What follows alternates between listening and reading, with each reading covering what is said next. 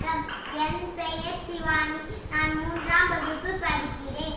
என் பள்ளியின் பேர் ஊராட்சி ஒன்றிய தொடக்கப் பள்ளி. என் ஊர் பேர் முன்னிலை கோச்சை. திருக்குறள். அகர முதல எழுத்தெல்லாம் ஆதி பகவன் முதற்றே உலகு.